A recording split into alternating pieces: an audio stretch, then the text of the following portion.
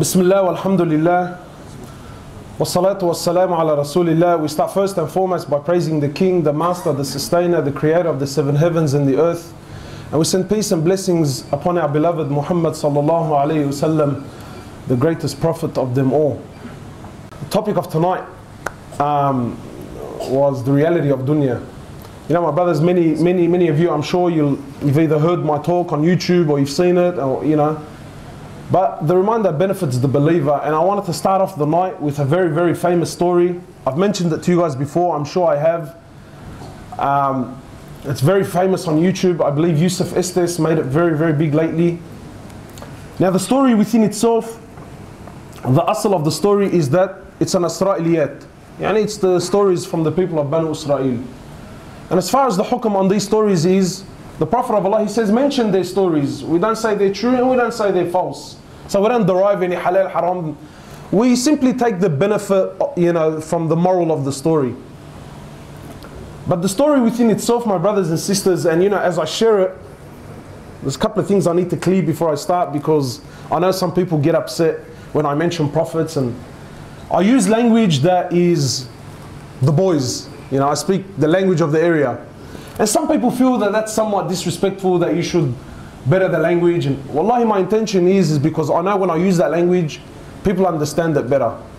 So let me clear this up with any, you know, I'm not doing it to disrespect, you know, the story in any way, shape or form. But wallahi, I do it so that the people, especially the younger boys, can really grasp the message. So that being cleared, I want you to live the story, you know. I really want the brothers and the sisters, don't be entertained by the story. Don't go, oh wow, look what happened to this guy in the story. I want you to imagine you're that person. Because wallahi, in truth, every person in this room has walked the shoes of this guy at one stage or another in his life. Anyway, so the story has it that in the time of Isa alayhi salatu wasalam, in the time of Jesus, he was traveling with some of his companions, traveling with some of the boys. So then they reached an area, bro, and they had the munchies. So they got hungry. That's what I meant, yani, words like this, yeah? So they had the munchies. So the boys got hungry. They get to the, you know, so they get to a particular area. And Jesus, alayhi salatu wasalam, he collected whatever money they had. They collected whatever money they had. After collecting the money, he chose one of the companions. He says to him, look, you take this money, go into the town and buy us some food. We're hungry. So the man says, yeah, all right, that's no problems. Takes the money, goes into the town. When he goes into the town, he realizes that all the money could buy was what? 3 loaves of bread. That's all he could buy. Now I want to stop here because every one of us has been at this point in his life. The man looks at it and says, bro, I've only got 3 loaves of bread. And there must have been about 10 blokes back there waiting to eat. And if they're lebos, he had no chance whatsoever, bro. So he's looking at the bread, he's thinking, bro, if I take this back, how much am I going to possibly eat? So what does he do? He eats one then and there. He eats one, he polishes it off, and goes back to Jesus with only 2 loaves of bread. When he goes back to Jesus and he gives him the 2 loaves of bread, Jesus looks at the bread, alayhi salatu wasalam, looks at the man and he says to him, who ate the 3rd loaf? Shuha, who ate the 3rd loaf? The man's buckling, he's thinking, what the hell? He's thinking, when I ate the 3rd one, I was alone, there was no one there. So now Jesus is asking about the 3rd, so what does he do? He says, bro, Eid al-Quran, I only bought 2. What did he say? He says, bro, wallahi, he says, I only bought 2. So Jesus doesn't argue with the man, you know. They carry on their journey. Then they reach a destination. The companions that were successful in hunting a deer, they hunted the deer, they killed it, they cooked it, they ate it, until there was nothing left, bones, just a carcass. And then Jesus calls the man over. He sits him down, he says to him, look. And then by the will of Allah Azza wa Jalla, a miracle through Allah subhanahu wa ta'ala, Jesus gives life to the animal in front of the man's very eyes. Imagine, it was just bones, and it comes back to life in front of their eyes and it runs away. So Jesus says to the man, I'm asking you by the one that gave life to this animal. Bro, who ate that 3rd loaf of bread, man? If the guy wasn't feeling pressure before, now he's thinking, yeah, Allah, He's thinking, cuz, I swear I only bought 2. You know, sometimes my brothers, we make a mistake in life, and you could have corrected it when you first made the mistake. But because of a lie, because we were put into a corner, we make the situation worse on ourselves. The man could have, back then, he could have said to him, look, wallah, I got hungry, cuz, and and I was afraid if I bring the food, there's going to be nothing left. Now, look how deep he's falling. He's seen, he knows very well, bro. The animal came to life in front of him. Anyway, Jesus doesn't argue with the man, they continue on. They eventually reach a river. The river was over flooded. There was no boats to cross the river, and they had to get to the other side. So Jesus, Isa alayhi salatu wasalam, he gathers the companions, and by the will of Allah Azza wa Jal, Allah subhanahu wa ta'ala allows them to walk on the surface of the water. All of them, imagine all of them, as a group. They walk on the surface of the water, and then they cross the river and get to the other side. And then Jesus calls the man over. He says to him, I'm asking you by the one that allowed us to walk on the water, man. Who ate that 3rd loaf of bread? Now the man's feeling the heat, bro. He says, honestly, there was only 2. They carried on until they reached their final destination. Jesus calls the man over. They sit down on the floor. And Isa alayhi salatu wasalam, he gathers together 3 piles of dirt. Imagine you're this man. He puts together 3 piles of dirt. He sits the brother down. And by the will of Allah Azza wa Jal, he turns the dirt into gold. Then he says to the man, he says, look, I tell you what. He says, 1 pile is for you. 1 pile is for me. And the 3rd is for the one that ate that 3rd loaf of bread. The guy, but eat Al-Quran, I ate the bread. He sees the 3rd loaf. He says, I ate the bread. Allahu Akbar, now there's papers involved, there's gold. The guy's eyes, bala Jesus, bala ma ba'arif shu, bala, Allahu Akbar, there's gold. So the man, when he sees dunya, he sees gold, he says, bro, I ate the 3rd loaf. Isa alayhi salatu wasalam, he says, look, for you, you have all 3 piles, but you can't join us anymore, man. What does the man say? He says, go, bro, go, look at this fortune that I now have, man. You know, my brothers, let me stop here for a sec, yeah? How many of us, wallahi, we've sold our deen for a small price, man? Yes, we are walking with prophets, and yes, prophets are sitting us down and telling us, yes, I know. But how many of us, for a small price in this world, for a small price, we sold our deen? So now the man's kicking back, bro. He's looking at all this dahab, he's looking at all this money. He's thinking, Allahu Akbar, what do I buy first, bro? Do I buy the C63 first? Is it the... He didn't know what he's going to buy first. So he's sitting there, he's looking at the gold, he's admiring it. Isa and his companions take off. Shortly after, 3 thieves come by.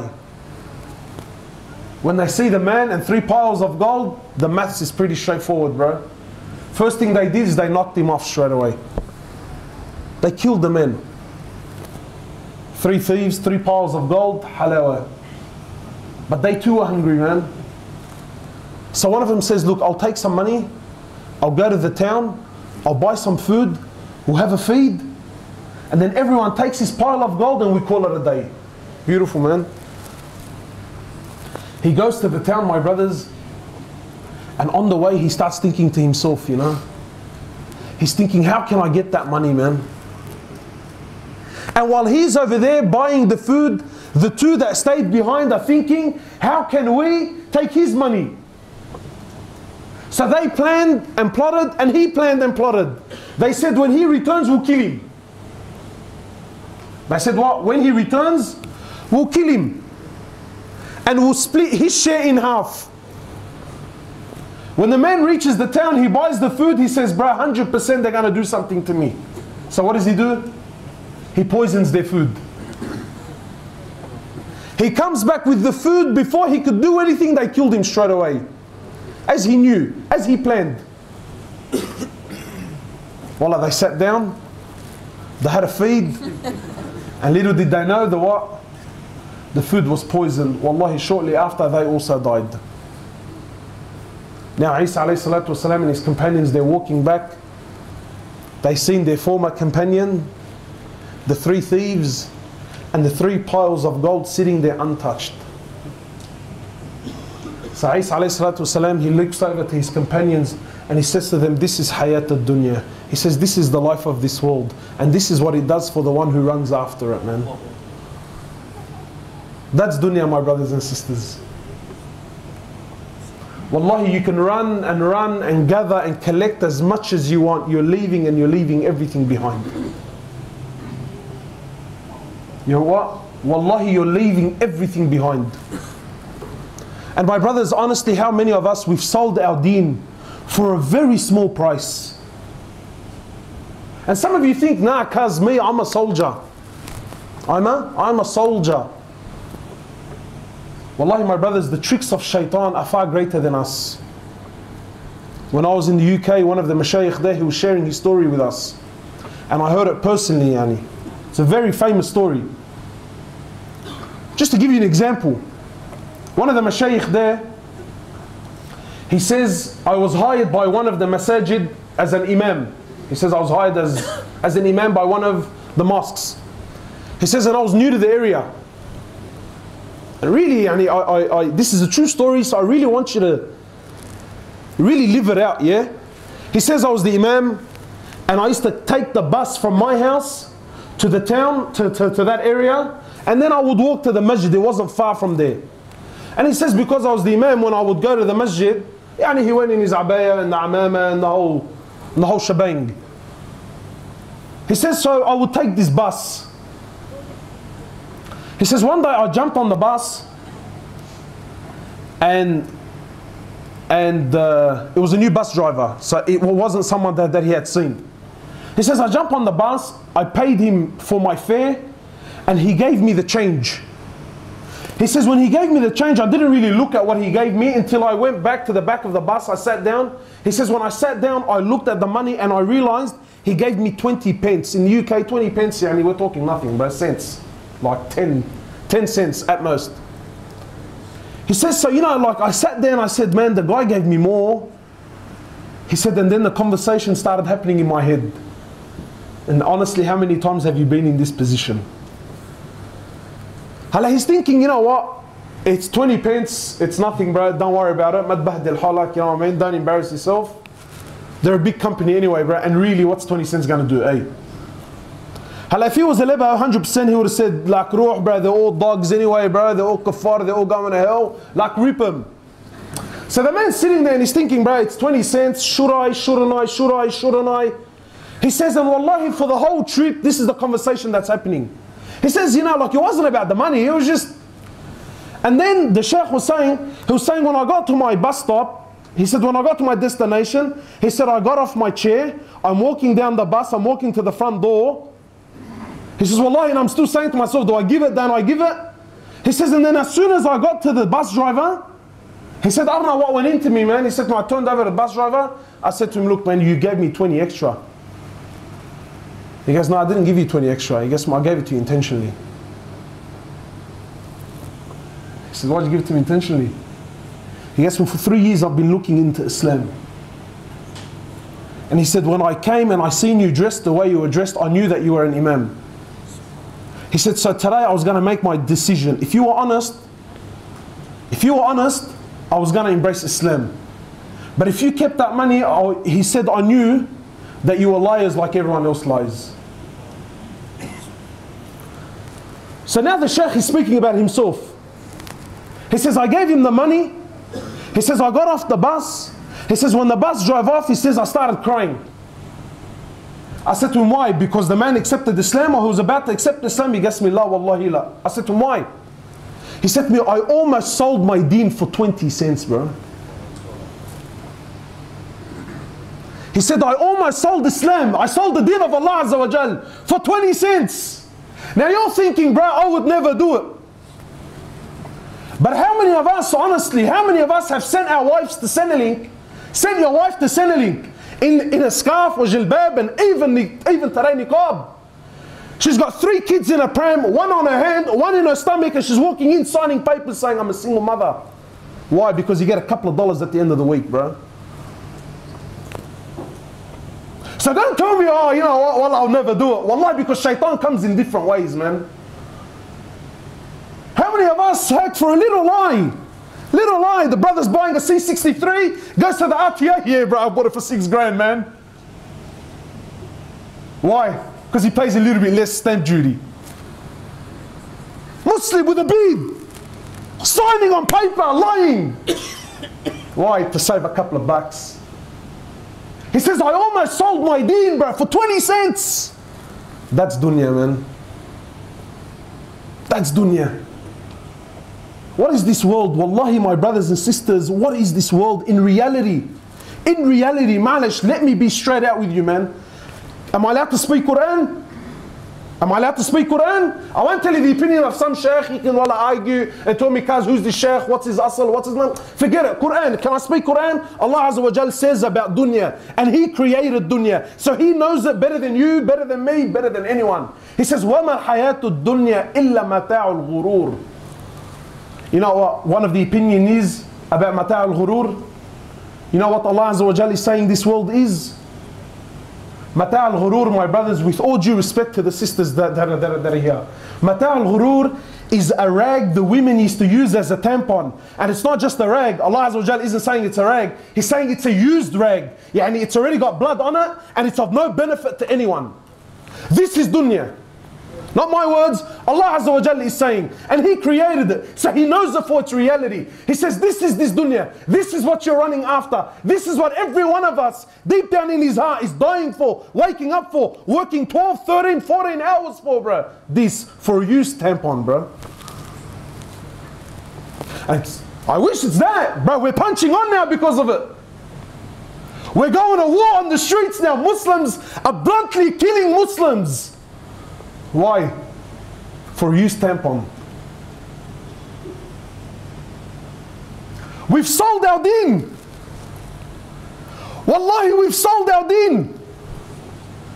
Go to any masjid you like any masjid for a Fajr prayer.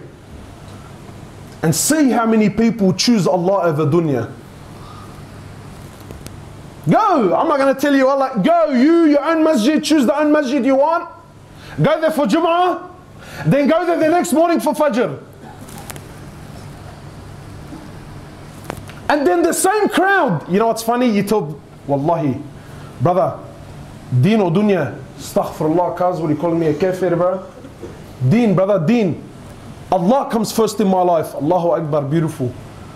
You know, my brothers, Allah Azza wa Jal, He's not looking for words. If it's words, we're all awliya here. If it's words, forget it. I'm the biggest aflamja on the face of the planet, bro. I'm on levels. But Allah's not looking for words. What's Allah looking for? Action. Because actions, my brothers, they speak far louder than words. Far louder than words.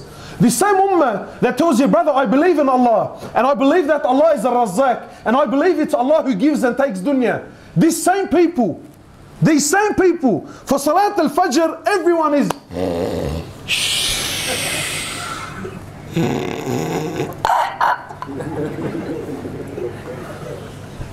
but then at 6:30 in the morning, he's up on his feet, buying a za'atar manushi with a V and a cigarette, going to work.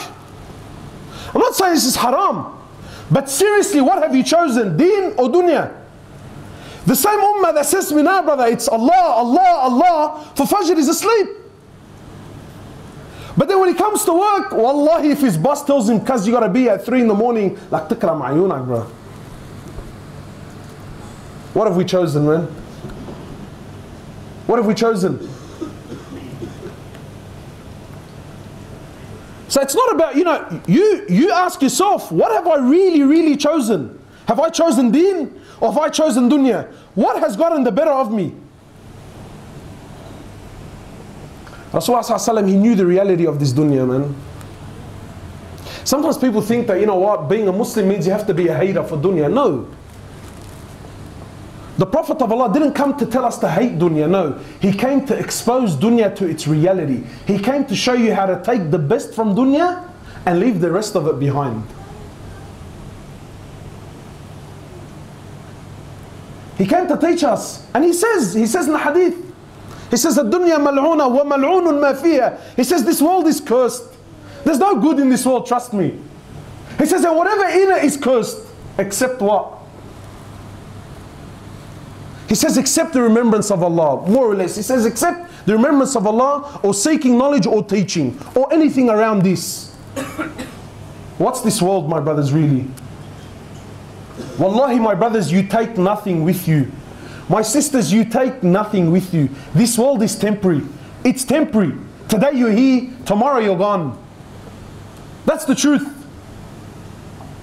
What did one of the kings of the past, he says to his men, he says, when you bury me and stick my hands out of the grave. He says, bury me naked and stick my hands out of the grave. So his men were amazed. And they said, Cuz, yani, malish, we understand that you want to go naked, alright. But why stick your hands out of the grave? He says, let it be known that this king, when he left dunya, he left empty-handed. He took nothing with him, bro. My brothers, wallahi, all your problems and all your dramas and whatever you're going through, it's going to finish as soon as your time in this dunya finishes, man. Harun al-Rashid, one of the great khulafa of this ummah, one of the great leaders centuries ago, yeah? I think he conquered almost one third of the world was under his empire. And then one of the scholars that he was sitting with, he says, look at what we've accomplished. He's telling the scholar, look at what we've accomplished as far as dunya is concerned.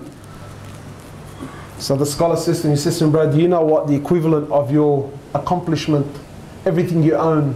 He says, do you know what it is in reality? He says, no, what? He says, no, I'll tell you what it is. He says to me, if I invited you over, look at Malish, it's a bit deep, yeah? But think about it.